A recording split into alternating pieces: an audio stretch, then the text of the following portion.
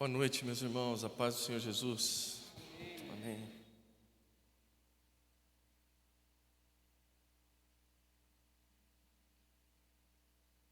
Meus irmãos, eu gostaria que vocês abrissem aí as vossas Bíblias no Evangelho de Jesus segundo Mateus, capítulo 7. Nós vamos dar continuidade aqui na nossa série de reflexões, de estudos, acerca do Sermão do Monte ou do Sermão da Montanha.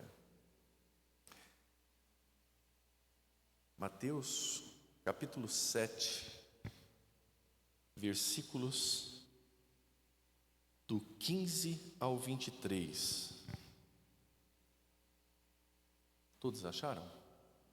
Diz assim a palavra do Senhor: Acautelai-vos, porém, dos falsos profetas, que vêm até vós vestidos como ovelhas, mas interiormente são lobos devoradores. Por seus frutos os conhecereis. Porventura, colhem-se uvas dos espinheiros ou figos dos abrolhos?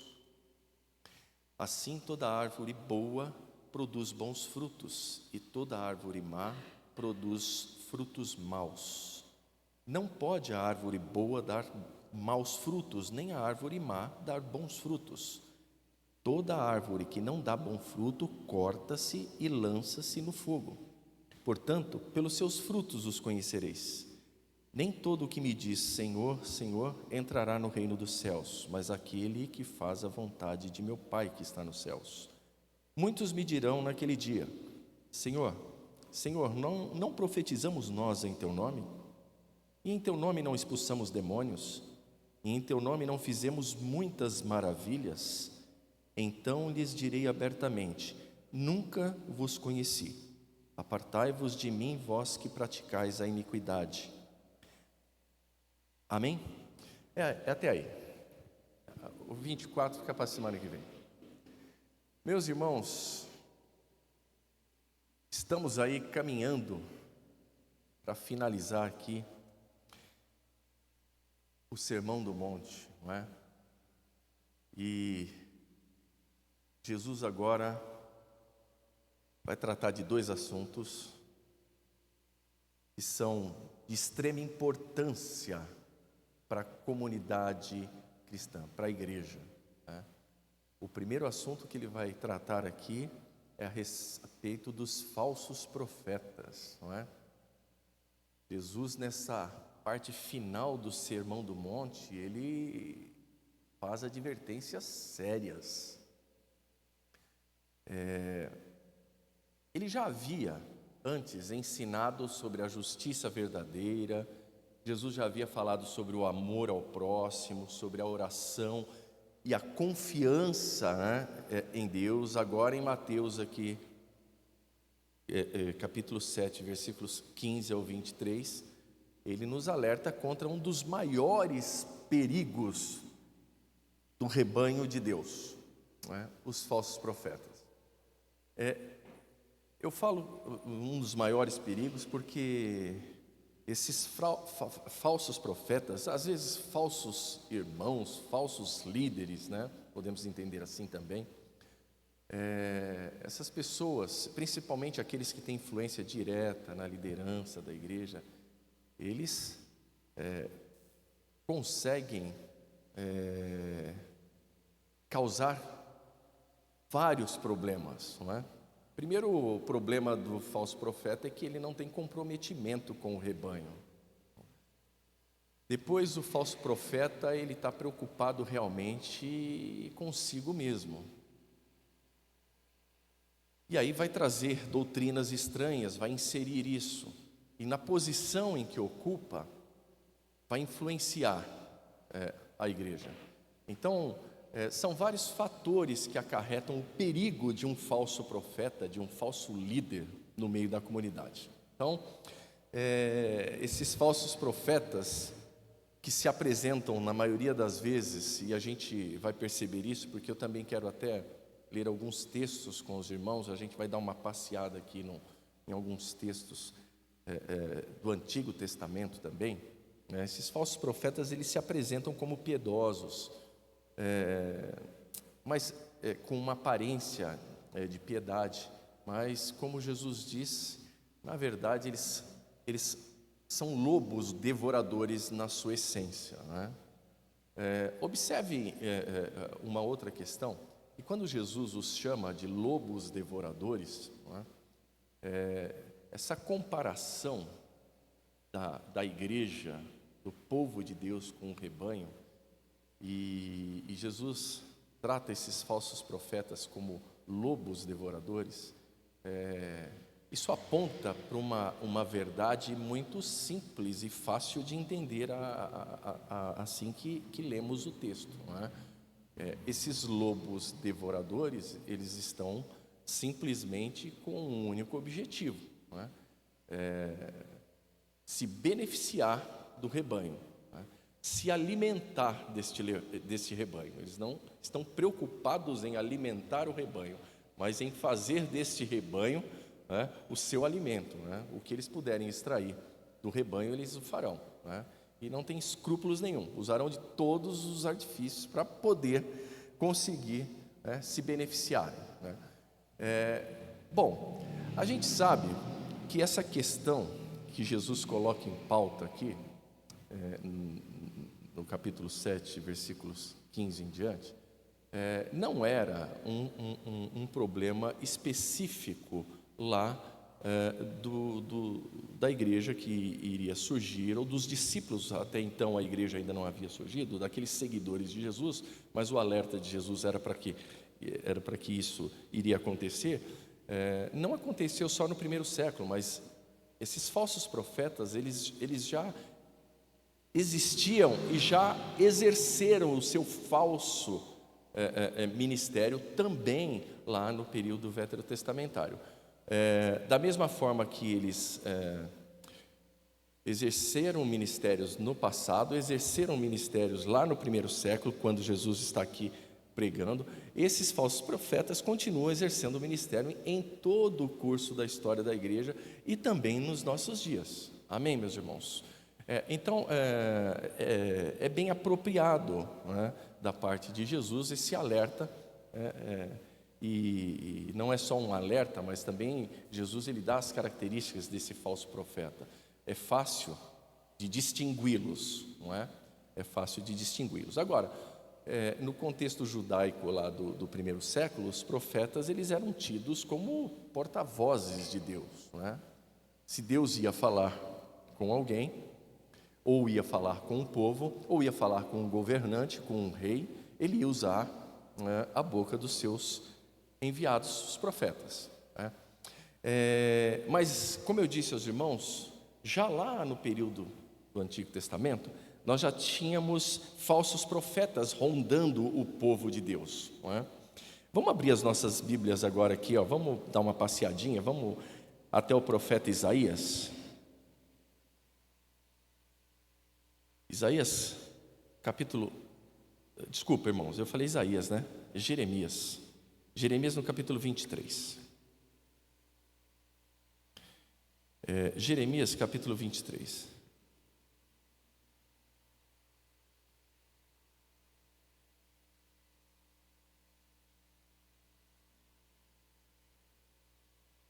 Eu quero ler com os irmãos do versículo 16 em diante. Vamos.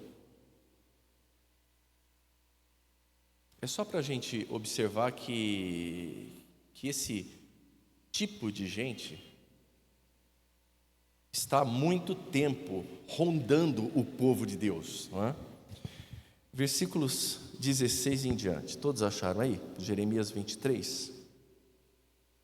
Diz assim a palavra do Senhor: Assim diz o Senhor dos Exércitos: não deis ouvidos às palavras dos profetas que entre vós profetizam, fazem-vos desvanecer, falam da visão do seu coração, não da boca do Senhor.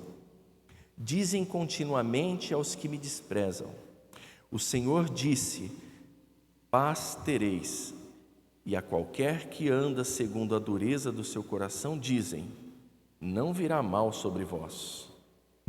Porque quem esteve no conselho do Senhor e viu e ouviu a sua palavra? Quem esteve atento à sua palavra e ouviu, eis que saiu com indignação a tempestade do Senhor, e uma tempestade penosa cairá cruelmente sobre a cabeça dos ímpios. Não se desviará a ira do Senhor até que execute e cumpra os desígnios do seu coração. Nos últimos dias entendereis isso claramente. Não mandei esses profetas, contudo eles foram correndo. Não lhes falei, contudo eles profetizaram. Mas se estivessem estado no meu conselho, então teriam feito o meu povo ouvir as minhas palavras, e o teriam feito voltar do seu mau caminho e da maldade das suas ações. Porventura sou eu Deus de perto, diz o Senhor, e não também Deus de longe? Esconder-se-ia alguém em esconderijos, de modo que eu não o veja, diz o Senhor. Porventura não encho eu os céus e a terra, diz o Senhor. Tenho ouvido o que dizem aqueles profetas, profetizando mentiras em meu nome, dizendo: sonhei, sonhei. Até quando sucederá isso no coração dos profetas que profetizam mentiras e que só profetizam do engano do seu coração? Os quais cuidam fazer com que o meu povo se esqueça do meu nome pelos seus sonhos que cada um conta ao seu próximo, assim como seus pais se esqueceram do meu nome por causa de Baal.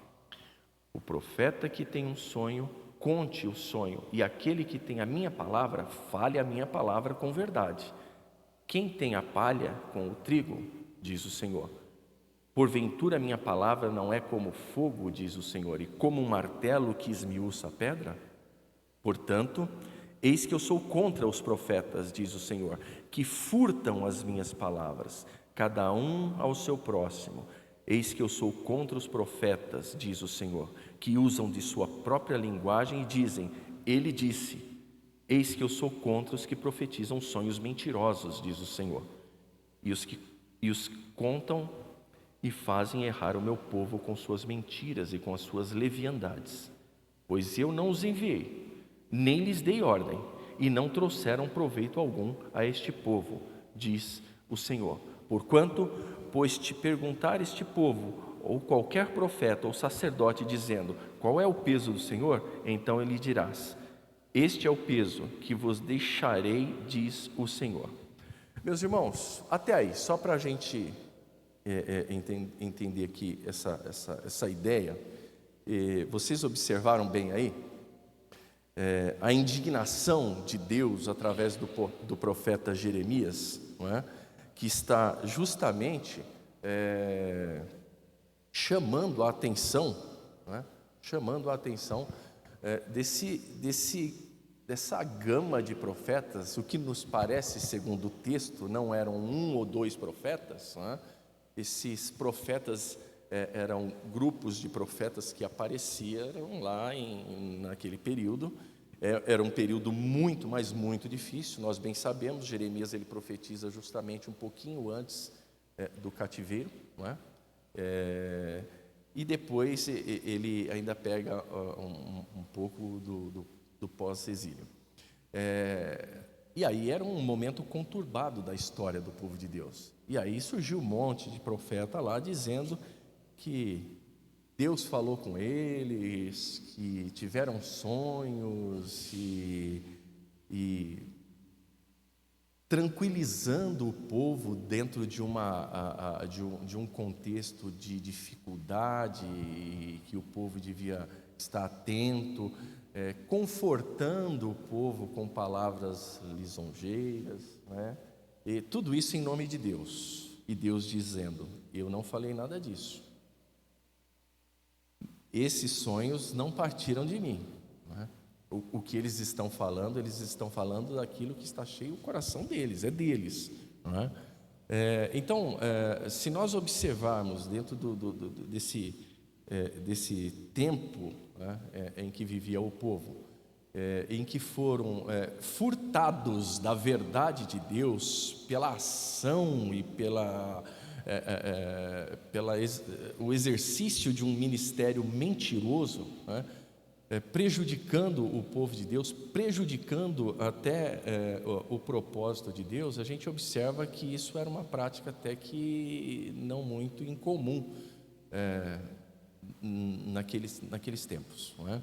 E aí Jesus adentra também o primeiro século ali, e parece que as coisas continuam assim bem parecidas, né? Existem também grupos de pessoas dizendo coisas que não convinham com aquilo que Deus queria que o povo escutasse.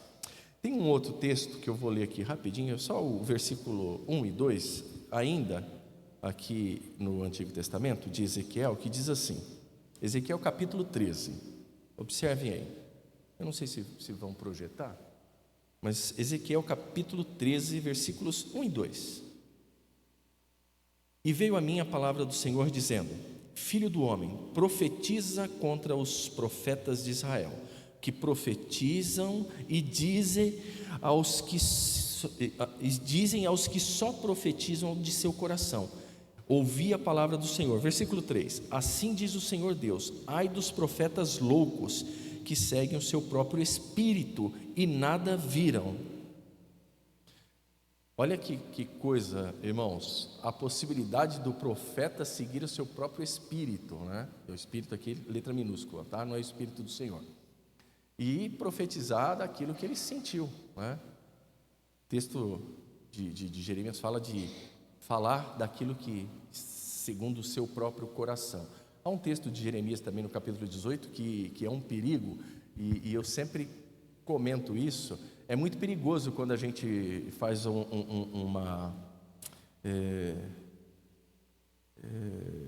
toma uma decisão, né, sem consultar de fato o Senhor, e aqueles negócios que a gente ouve bem, que é bem comum no nosso meio, né? Eu senti no coração. Já ouviram isso? Não é? Senti no coração. O profeta Jeremias diz lá, capítulo 18, que o coração do homem é enganoso, não é? Então a gente precisa tomar cuidado com isso. O profeta Ezequiel aqui está dizendo praticamente a mesma coisa lá, um pouquinho mais resumido, mas Deus está usando, apontando também que esses profetas mentirosos estavam falando em nome de Deus, não é? Meus irmãos, a gente percorre as Escrituras, a gente vai passar pelo primeiro século e a gente vai adentrar e a gente vai observar, não é? Até na história da igreja e hoje nos dias em que vivemos, porque é mais fácil essa identificação, porque estamos vivendo uma época, né, em que também existem muitos falsos profetas, né, irmãos? Tem muita gente falando coisa que Deus não falou. Tem muita gente ensinando coisas que Deus não ensinaria e não aprovaria, não é? Tem muita gente trazendo mensagens que Deus não diria amém no final. Amém? Agora, é lógico que existe todo um meio, e Jesus, ele traça esse caminho para a identificação desse grande perigo do rebanho. Então, se no passado, no Antigo Testamento acontecia, agora Jesus, ele retoma essa denúncia, né, dos profetas de Deus do passado, né? Ele retoma essa denúncia aos falsos profetas e ele aplica, ele dá uma ampliada dentro dessa questão, ele aplica também à liderança religiosa do seu tempo, não é? E profeticamente a todas as épocas, e estamos inclusos nisso também, não é? Então, é interessante que há uma concordância dos estudiosos bíblicos de que a maior ameaça à igreja não vem de fora, mas de dentro. Amém, meus irmãos? Não vem de fora, vem de dentro. Se nós observarmos, por exemplo, historicamente, algumas pseudo-igrejas, a gente observa que todas essas essas religiões pseudo-cristãs, vamos dizer assim, todas essa liderança dessas religiões, elas saíram de dentro da igreja. né? Se você observar, por exemplo, os Mormons, o Joseph Smith também foi um crente, né? E aí você olha o Charles Taze Russell, né, com os Testemunhos de Jeová, também saiu de dentro da igreja, de igrejas sérias, não é? E tantas outras, né? Agora, se a gente, isso estou falando dentro de um contexto macro, se a gente olhar para o micro, a gente olha para o nosso redor aí, e a gente vai ver, ou a gente conhece alguém que fez parte de uma determinada igreja, ou da nossa própria igreja, e saiu, e trouxe coisas estranhas aí, e fundou outras igrejas, e a coisa vai fluindo aí, né? Esse é um mal que está difícil de ser exterminado ainda, não é? Mas existem meios para que a gente observe isso, não é? Então, saibam disso. A maior ameaça da igreja hoje, e principalmente se tratando da igreja brasileira hoje, no nosso tempo, a igreja contemporânea, a maior ameaça não vem de fora, irmãos, vem de dentro, né? É preciso ser muito criterioso com as Escrituras, ser muito cuidadoso com aquilo que Deus diz de verdade, tomar muito cuidado, né? Não se empolgar, né? Às vezes isso aqui empolga a gente, né? Você começa a falar coisa que, né? É assim, e aí a gente se perde, né? Então, esse perigo que vem de dentro são daquelas pessoas que usam o nome de Cristo, mas negam o seu senhorio com ações. É o que Jesus vai dizer aqui nos versículos 16, 17, 18, que sucedem do capítulo 7 aqui, tá bom?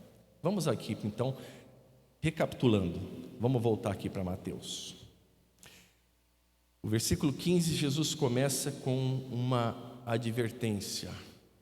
Acautelai-vos, porém, dos falsos profetas, que vêm até vós vestidos como ovelhas, mas interiormente são lobos devoradores. Olha que coisa interessante, meus irmãos. Esses falsos profetas, eles se parecem com a gente, não é? Eles se trajam como a gente. Aparentemente é difícil de identificá-los. Jesus está falando aqui, olha, cuidado, eles vêm vestidos como ovelhas, ou seja, parece com ovelha, só que interiormente eles são lobos devoradores. O que está dentro deles, a sua essência é má, não é? É ruim. Então essa metáfora aí do lobo em pele de ovelha, essa comparação, né? Em algumas traduções em pele de cordeiro, que Jesus faz, ela aponta para disfarçar da aparência de piedade que essa turma tem. Amém, meus irmãos? O que é a piedade? Piedade é devoção religiosa, é compaixão para com os outros. Isso são características de uma pessoa piedosa. Eles se apresentam assim, não é? Eles se apresentam assim. Segundo aos Coríntios, capítulo 11. Percorra um pouquinho aí para frente. Carta do apóstolo Paulo, segunda carta de Paulo aos Coríntios, capítulo 11. Só 2 ou 3 versículos aqui.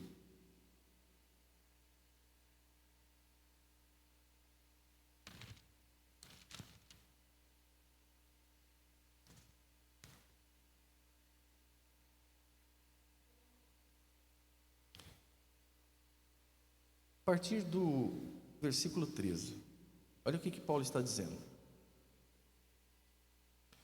Porque tais falsos apóstolos são obreiros fraudulentos, transfigurando-se em apóstolos de Cristo.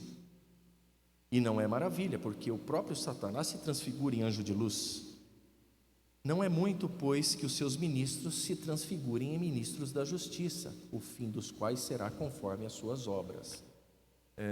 Eu achei interessante nós observarmos esse texto, porque da mesma maneira que Jesus aponta para a obra, para o fruto, para aquilo que se produz, o apóstolo Paulo fala a mesma coisa acerca dos obreiros fraudulentos, dessas pessoas enganadoras, que parecem pessoas honestas, justas, mas no fim as suas obras vão denunciar realmente quem eles são, não é? Em algum momento no percurso desse falso ministério, as suas obras vão denunciar quem são essas pessoas. A gente sabe disso, não é?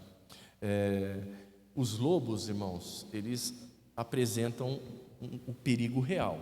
Não é só a propagação de heresias doutrinárias, mas eles se apresentam com uma conduta destrutiva, não é?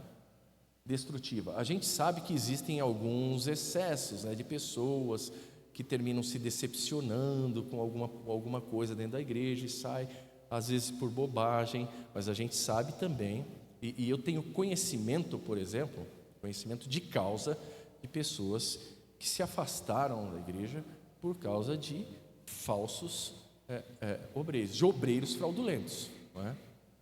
E fraudulento mesmo, neste caso que eu estou comentando com os irmãos, que é do meu conhecimento, que conheci e vivi isso, era gente que só fraudava os outros, não é? E aí, complicado, não é? Muito complicado. Eles não somente, o problema somente não é a questão da heresia, é a conduta destrutiva mesmo, a conduta destrutiva. E Jesus usa essa palavra aí no início do texto, versículo 7, do capítulo 7, versículo 15, que lemos, né? Acautelai-vos, né? Isso é um imperativo de urgência. Jesus está dizendo, estejam em alerta constante. Amém, meus irmãos? Meus irmãos, olha que coisa maravilhosa. Nós não precisamos ter medo, não é, de fazer juízo daquilo que se fala, de quem é a pessoa, da conduta, não é? Porque Jesus está pedindo para que nós façamos isso. Nós devemos estar em alerta constante. A gente precisa estar atento, não é? Essa aparência de piedade, e às vezes essa preleção piedosa, ela se identifica com a conduta e a ação na vida. Isso é um ponto a ser observado. Não é pecado não, viu, irmãos? Tem que observar mesmo. A gente tem que estar atento. Jesus está dizendo isso. Por quê? Porque o perigo está na aparência, não é? Os falsos profetas, eles não se apresentam como enganadores, mas como pessoas espirituais, não é? Nem todos, irmãos, prestem bem atenção e guardem isso, nem todos que usam a linguagem da fé são verdadeiros mensageiros da fé. Amém? Nem todos que usam a linguagem da fé são verdadeiros mensageiros da fé. Versículo 16, olha aí. Por seus frutos os conhecereis. Porventura colhem-se uvas dos espinheiros ou figos dos abrolhos? Do versículo 16 ao 20, Jesus vai tratar dessa questão aqui dos frutos, não é? Aí ele vai falar da árvore boa, que só pode dar bom fruto, da árvore má, que só pode dar mau fruto, e depois ele vai repetir dizendo assim, olha, a árvore boa não pode dar mau fruto, e nem a árvore má pode dar bom fruto, não é? Então ele vai tratar dessa questão, dessa analogia agrícola, né? que era comum na cultura judaica, né? A gente sabe que, a gente pega alguns textos, por exemplo, Isaías, capítulo... vou lembrando aqui, mas capítulo 5 de Isaías, o início do capítulo 5, né? Então a gente vê que essas comparações, né? A figueira, a videira, a oliveira, todas essas comparações, elas eram usadas para descrever a nação de Israel. Se vocês abriram aí Isaías capítulo 5 é bem o início, assim, ó, os primeiros versículos do capítulo 5 faz essas comparações com Israel, né? A respeito da videira, né? Então, meus irmãos, Jesus aqui, ele ensina que caráter e a conduta são evidências mais confiáveis do que palavras e títulos. Amém? Guardem isso também, não é? Para a vida, o caráter e a conduta são evidências mais confiáveis do que palavras e títulos, não é? E é o que Jesus está dizendo aqui, quando faz essa analogia agrícola aqui, dizendo da árvore, do fruto, daquilo que eles produzem, esses falsos profetas, né? E Jesus está falando de frutos bons. Ele está se referindo à justiça, humildade, verdade. E aí a gente tem até como exemplo o fruto do Espírito com todas as suas características. Está lá em Gálatas capítulo 5, versículos 22 e 23, né? É o fruto do Espírito com várias características em que apresentam justiça, humildade, verdade, bondade e assim por diante, não é? A gente precisa identificar isso, não é? No verdadeiro discípulo, no verdadeiro profeta, no verdadeiro obreiro, no verdadeiro líder. Amém, meus irmãos? A falta desses bons frutos apontam realmente para quem é a determinada pessoa. A gente consegue identificar pela falta dos bons frutos. E o contrário também é verdade, né? A presença desses bons frutos identificam o verdadeiro profeta, o verdadeiro líder, o verdadeiro discípulo de Jesus. Amém? Tudo bem? Denê, alguma coisa para acrescentar? Você estudou hoje, hein? Você falou. Estudou. Irmãos, isso aí é a lógica da agricultura comum, não é?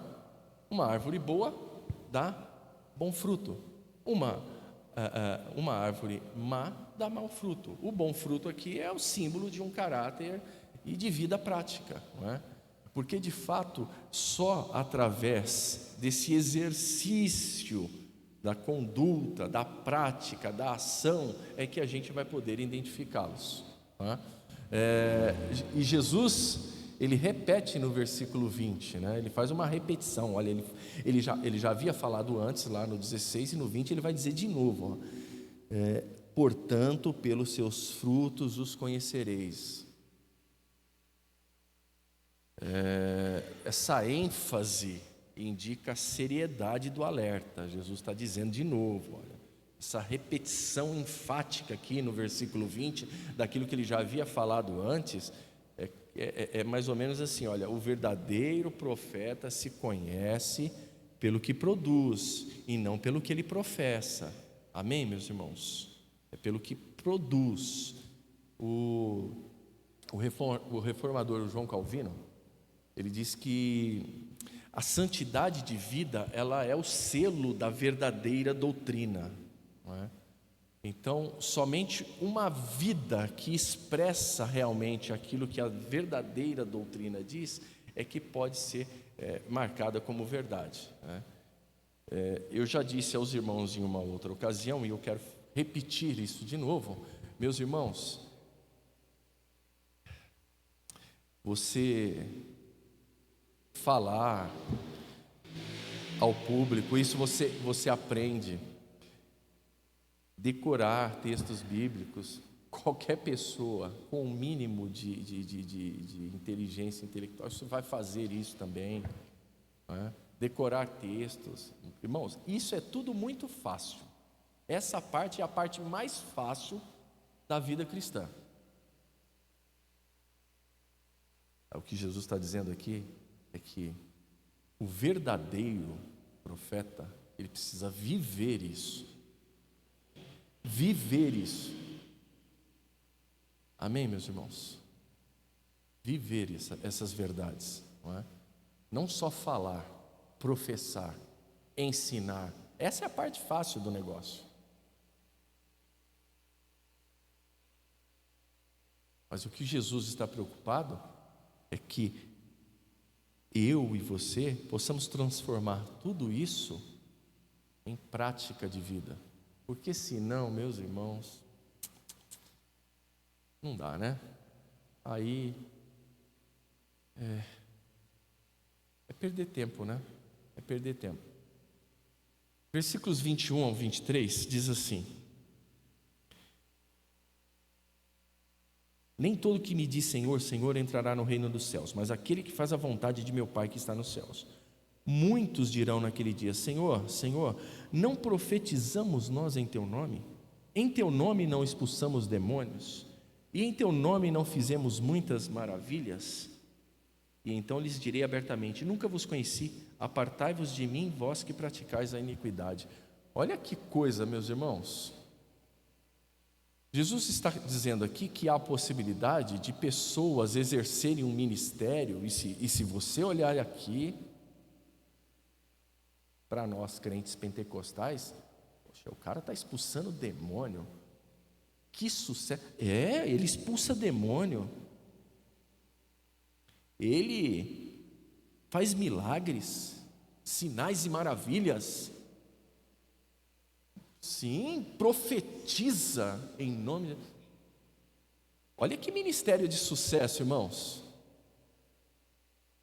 não é? Mas Jesus diz assim: olha, há essa possibilidade? Olha o perigo, mas não ser conhecido por Jesus é um perigo, viu, irmãos? Sabe por quê? Jesus ele vai além agora dos falsos profetas. Agora ele denuncia o engano religioso, o que é um grande perigo também, e que pode acontecer com qualquer um de nós. Isso é um perigo, eu diria que é um perigo que está aí, convivendo, né? Se entregando para que nós abracemos esse perigo do engano religioso, de pensar que está tudo bem sem estar nada bem. Pode falar, Isaac.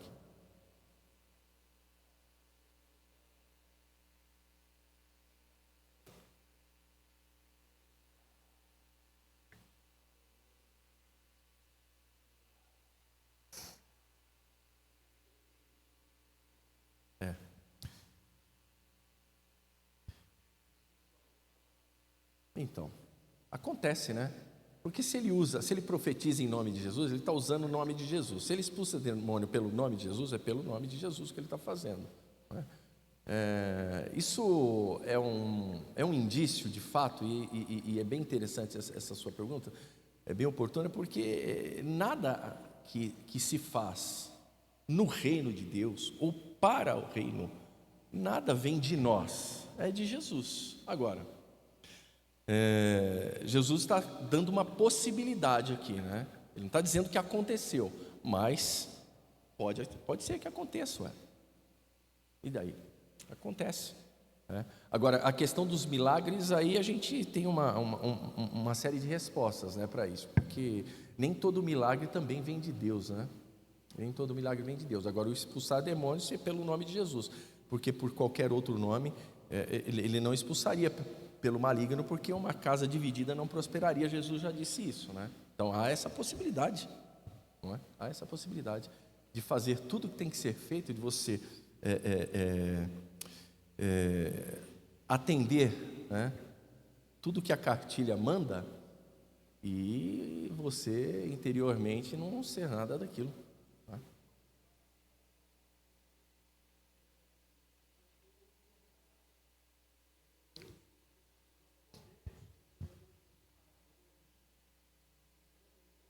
Dele, sim.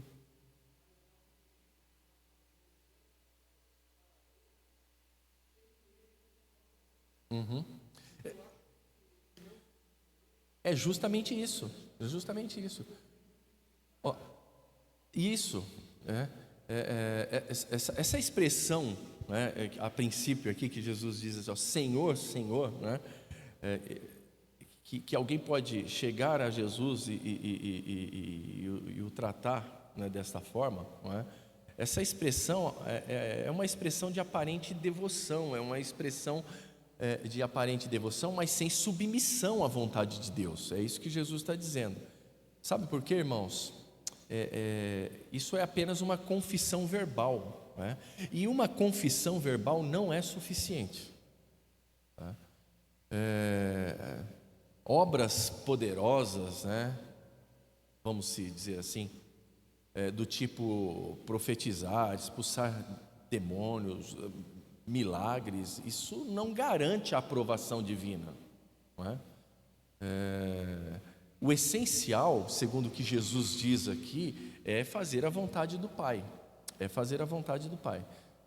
Eu marquei aqui uma frasezinha de um teólogo, o Martin Lloyd Jones. Ele diz que a tragédia desse texto é que as pessoas estavam absolutamente convencidas de que estavam salvas, fazendo o que tinha que ser feito, estava certinho.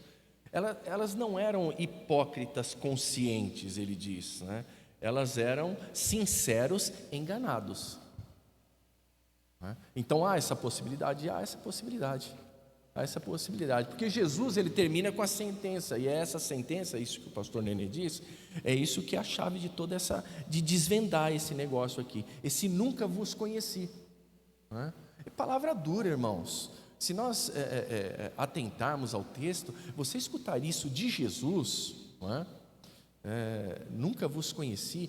E o conhecimento aqui que Jesus está falando é um conhecimento relacional, não é? Ele não está falando apenas de um conhecimento informativo, não é?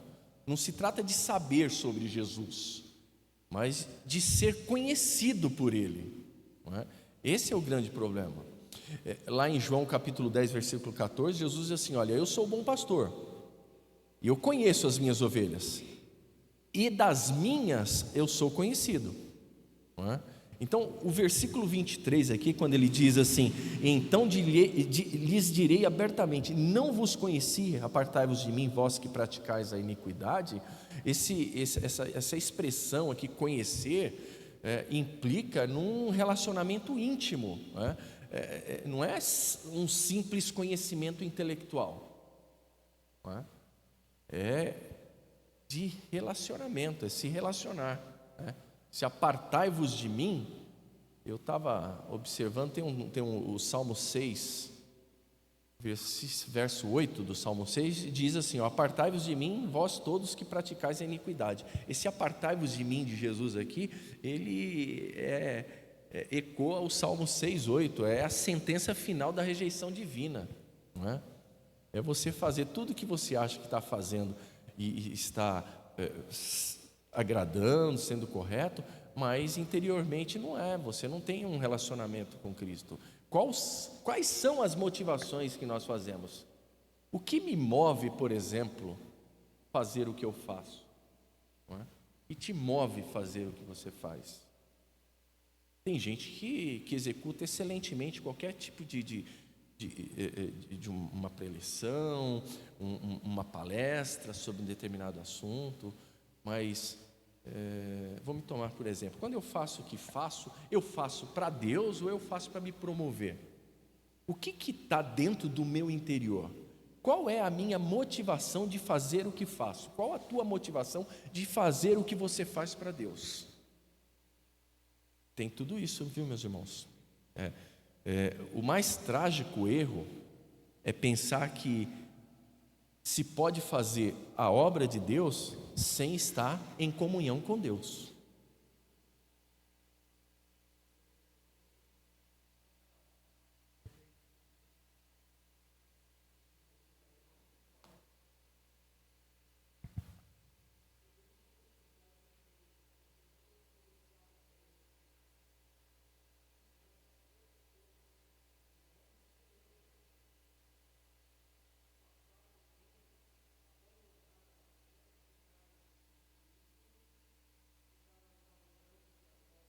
Antigas.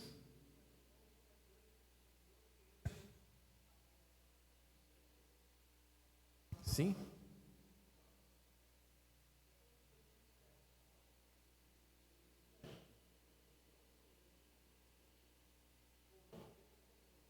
Sim. Há essa possibilidade, pode ser. Sim. Aham.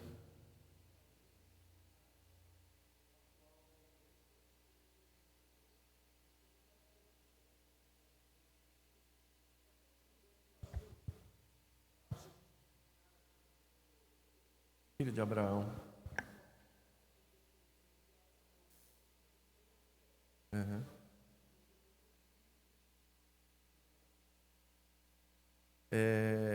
Existe essa possibilidade? Sim, irmão, sabe por quê? Eu estava conversando justamente ontem com a minha esposa, ontem à noite, antes de dormirmos, nós estávamos conversando a respeito de alguma coisa assim parecida, de pessoas que estão exercendo o ministério, de repente, um escândalo, mas essa pessoa já está envolvida na prática do pecado há anos e anos e continuavam na liderança das suas igrejas.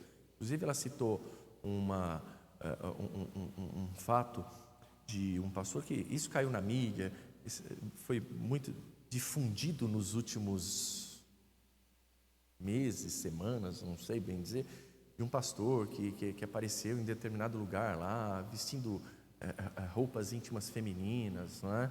Isso explodiu, né? Algumas vezes ele apareceu, filmaram, eu não sei se vocês viram isso, e é um pastor que é líder de uma grande igreja, e a Rose me dizia assim, falou, amor, eu por curiosidade, ele foi pego nessa prática, e por curiosidade eu dei uma olhada nele, pregando lá no YouTube, na igreja dele, né?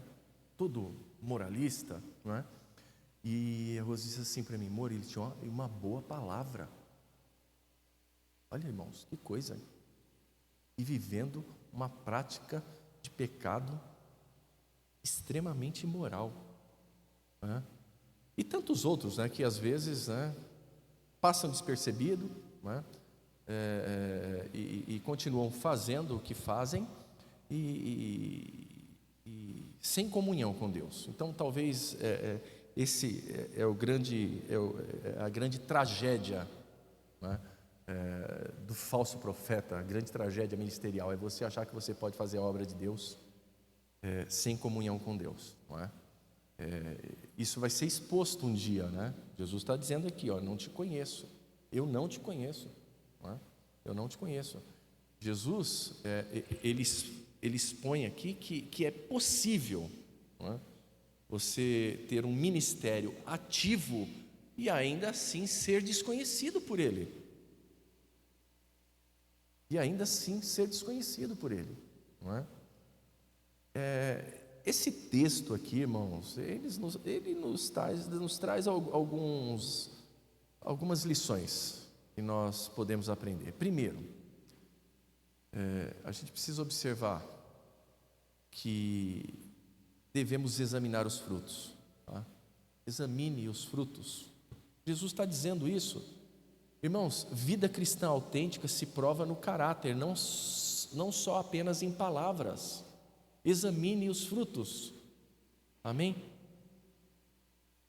Também podemos aprender com Jesus aqui sobre o discernimento espiritual. Nem todo líder visível é um verdadeiro profeta de Deus, não é? Eu sei que nós somos privilegiados aqui, a nossa comunidade. Eu não estou jogando confete, porque já vivenciei outros momentos da minha vida cristã em comunidades e a gente viu grandes problemas que nós não temos aqui, irmãos. Glória a Deus por isso. É sabido de todos que há, por parte da liderança, um comprometimento muito, eu diria, fiel à sua palavra, não é? E em fazer com que todos nós aprendamos essas verdades. Não existe aqui omissões, ninguém esconde nada, não existe desejo de satisfazer vontades de líderes. Então, eu quero estar certo do que eu vou dizer, e na minha percepção, humilde percepção, nós somos uma comunidade saudável, amém? E talvez essas verdades não ecoem com tanta atenção e alerta para nós, porque nós não vivenciamos esse tipo de coisa, Mas existe, e existe muito, irmãos. Acreditem, muito, muito, muito, muito. Temos que aprender também com esse texto que lemos aqui, com esse ensino de Jesus, a obediência prática. Irmãos,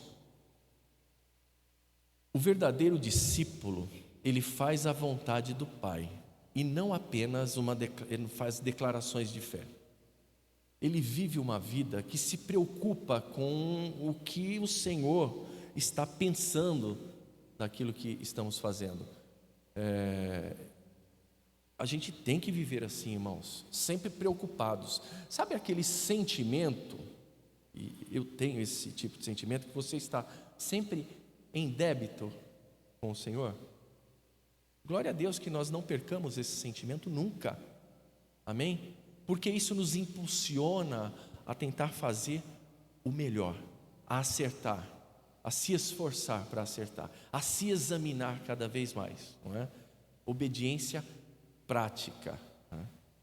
Também aprendemos com esse ensino de Jesus que nós devemos cultivar uma intimidade com Cristo, nós devemos ser próximos do Senhor.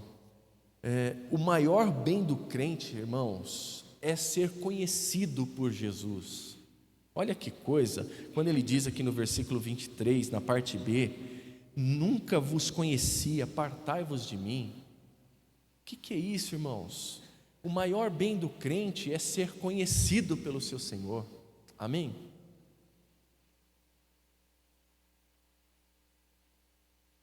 Aqui, irmãos, fica claro, e muito claro, esse alerta de Jesus. E fica claro que a aparência religiosa, ela não substitui uma vida de comunhão e de obediência a Deus, tá? Se nós tivéssemos que resumir isso, o que Jesus quer dizer com isso? Jesus quer dizer que uma aparência religiosa, uma aparência piedosa, isso não substitui uma vida de comunhão com Deus, não é? A árvore frutífera é aquela que, enraizada em Cristo, produz bons frutos. Os falsos profetas e os discípulos vazios, eles serão desmascarados. Mas eles serão desmascarados não pela ausência de serviço, é o que o texto nos mostra, mas pela falta de frutos. Amém? Bons frutos. E Jesus, ele termina aqui esse bloco aqui do Sermão do Monte com um aviso que visa, eu diria, purificar a comunidade cristã. Irmãos, o aviso é esse: não basta parecer discípulo, é preciso ser discípulo. Amém? Os falsos profetas e os religiosos performáticos, eles enganam aos outros, eles enganam a si mesmos, mas eles jamais enganarão a Deus. Amém? Jamais enganarão a Deus. Oi.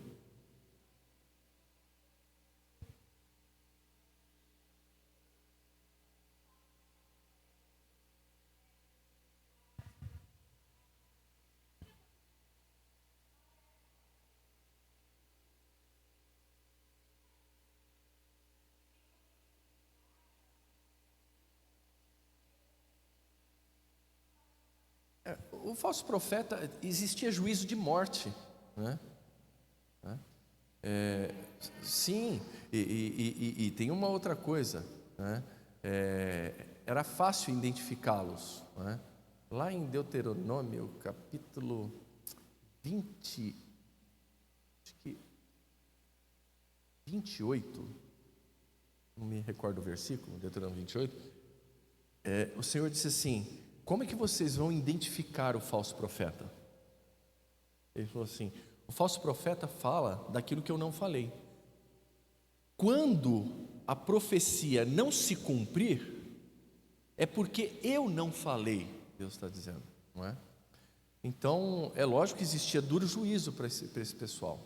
mas também o faziam para terem benefícios próprios, né? Principalmente quando eles se cercavam, alguns reis, né? Reis, o Reino do Norte, por exemplo, em que nós tivemos lá em Israel, eles tiveram 19 reis, 19 maus reis em toda a sua história. O Reino do Norte, só reis ruins. A sua trajetória biográfica na Bíblia terminava assim: e fez o que era mal aos olhos do Senhor. Então esses maus reis, eles se cercavam de profetas que falavam aquilo que eles queriam escutar, porque os verdadeiros profetas iam chamá-lo à correção. Então, por muitas vezes, esse ministério do falso profeta, ele era um ministério que existia com muitos falsos profetas para atender a demanda daqueles que queriam ouvir aquilo que Deus não falaria, não é? Irmãos, não é diferente nos nossos dias, viu?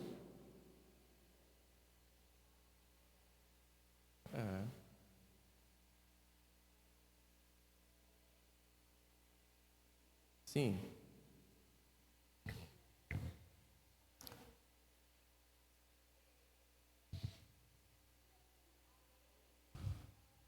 Aham. Sim. É. É fato que o juízo talvez não aconteça com eles, em alguns casos, né? Ou na maioria dos casos, não vai acontecer um juízo como acontecia no período do Antigo Testamento, né?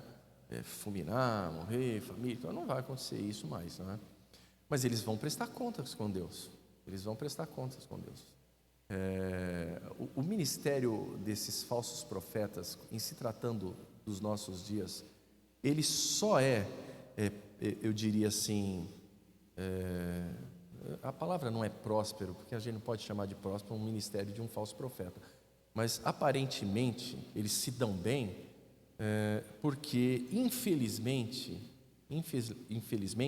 Irmã Meire, é uma realidade da igreja evangélica brasileira. Nós somos analfabetos bíblicos. Nós temos muito problema em conhecer as Escrituras. Isso porque, até por uma questão tradicional da igreja evangélica pentecostal, não é? E eu falo isso sem nenhum problema, irmãos, porque a minha formação teológica é pentecostal. Eu nunca frequentei nenhuma igreja tradicional. Eu nem sei como é que funciona um culto, nunca, de fato. Eu acho que eu fui algumas vezes assim, e até preguei em uma ou duas de um amigo, mas assim, frequentar, eu não sei como é que funciona lá, não é? Mas a gente percebe que no nosso meio a gente tem uma grande resistência ao estudo das Escrituras Sagradas, não é? Quem gosta, ou melhor dizendo, quem se submete à obediência de Jesus, de estudar as Escrituras, às vezes é mal visto no próprio meio. Pessoa fria. É tanta coisa que a gente já ouviu que, olha... E aí a gente fica fazendo, alguns, apologia ao anti-intelectualismo bíblico, não é? E a igreja vai se desinformando, não é? Porque de fato, irmãos, existe uma verdade. Quando que você vai conhecer o que é falso? À medida em que você tem conhecimento do verdadeiro. Por que que esses falsos profetas, eles se dão tão bem, não é? Em relação a hoje, a igreja contemporânea? Porque a igreja contemporânea, infelizmente, não conhece a verdade, né? E termina sendo enganável, né? Essa é a verdade. Se você, por exemplo, se nós pegarmos uma nota de 100 reais, não, que nota de 100, faz tempo que eu não vejo uma nota de 100, né? 50, de 20 eu já vejo de vez em quando. Uma notinha de 20, você pega uma nota, se alguém fizer uma cópia dessa nota, tirar uma xerox, fizer uma cópia meio grosseira, você de pegar, você sente o papel, você olha, você está de brincadeira, isso aqui não é verdadeiro. Mas por que você acha que isso é falso? Não, porque eu conheço o verdadeiro. Não é? Então, para estar imune ao falso, é necessário conhecer o verdadeiro. Agora, se nós não conhecemos o que é a verdade, aí facilmente seremos enganados por aquilo que é falso. Não há conhecimento do que é verdadeiro. Então não tem como a gente fazer essa comparação. Não há como fazer discernimento entre o que é certo e o que é errado no que diz respeito às práticas, os ensinos, né? É uma luta que a gente ainda precisa vencer, né? Aos pouquinhos Deus vai dando graça, porque a igreja é do Senhor, né? E em todos os tempos da história da igreja, Ele nunca abandonou a sua igreja sempre trilhou o caminho da verdade e não foi sucumbida pela operação do erro. Mas se existe com grande ação, como é hoje, e é mesmo, irmãos, é porque a gente convive num ambiente, numa comunidade totalmente diferenciada em relação ao que se passa lá fora, né? Haja vista o que você vê lá fora. Às vezes, eu comentei com o pastor Nenê, eu quero só fazer, antes de nós orarmos, já estou encerrando, e Nenê, você quer também um texto, né? Eu comentei com o Nenê, olha que coisa interessante e engraçada. Eu falei só com o Nenê aqui, eu vou abrir para vocês, só para vocês terem uma ideia. Eu fui pregar numa igreja, há um mês atrás, fui convidado a pregar numa igreja pequena, não é? Mas uma igreja que, com todo o meu respeito às práticas litúrgicas, não tem problema nenhum quanto a isso. Eu sei muito mais respeitá-los do que eles me respeitam, não tenha dúvidas disso, né? E a igreja gostava de fazer barulho, né? E eu fui lá e jogar água gelada, porque eu sou ruim para fazer esse negócio da igreja pegar fogo. Eu consigo fazer a igreja gelar. Que coisa, né, Nenê? Eu às vezes fico meio frustrado, mas tá bom. Então aí, conforme o meu ritmo gelado, né? Eu dei uma geladinha na igreja, e eles ficaram lá, mas eu trouxe uma palavra da parte de Deus, eu não falei nenhuma heresia, né? Não, porque Deus não me repreendeu até agora a respeito do que eu disse, e uma palavra acabou. Então, quando o pastor subiu, ele disse assim, eu não o conhecia, né?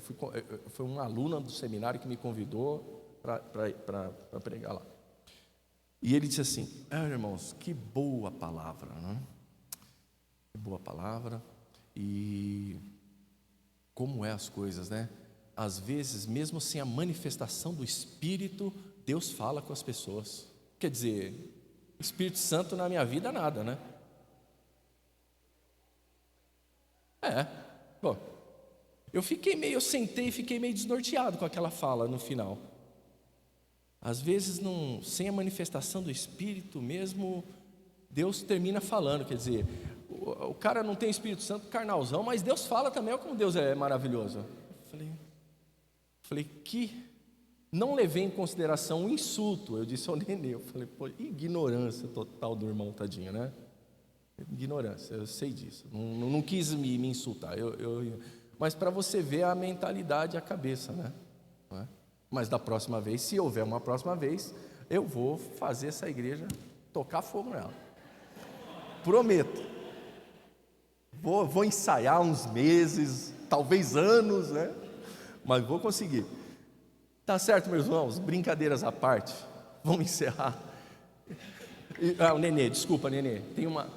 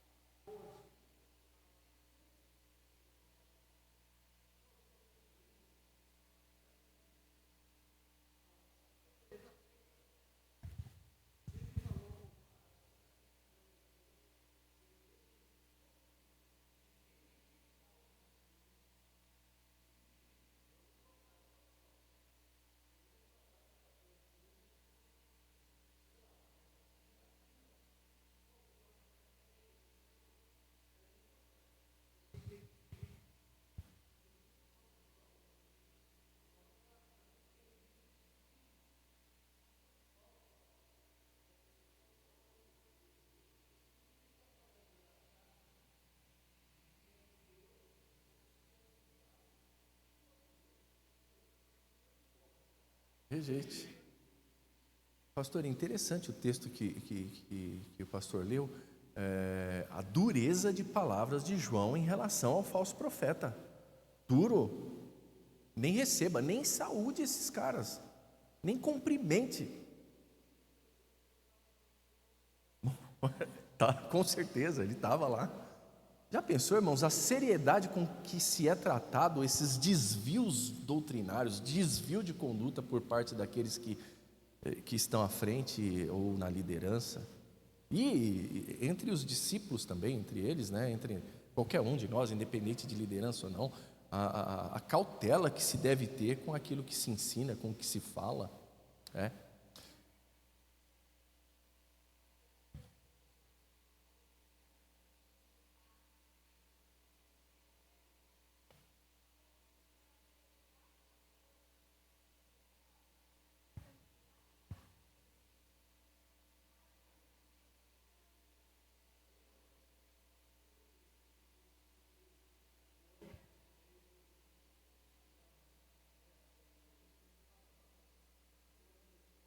O anjo da igreja.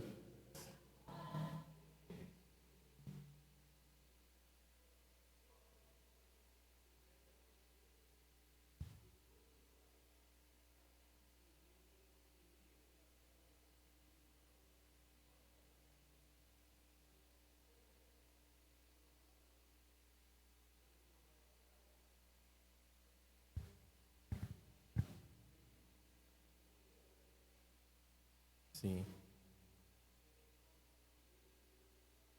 verdade.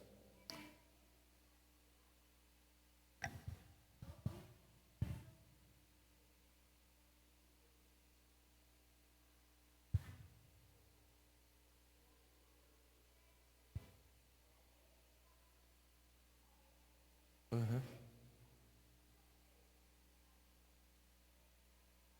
Sim, já vai saber. Uhum. Não, é verdade. É isso, irmãos. Bom, encerramos, vamos orar. Finalizando aqui, que o Senhor nos dê graça, né, para sermos reconhecidos por Ele naquele dia, não só por nossas obras, né, mas por uma vida frutífera, obediente e alinhada à Sua vontade. É isso que Jesus está pedindo aqui, amém? Vida obediente e alinhada à Sua vontade.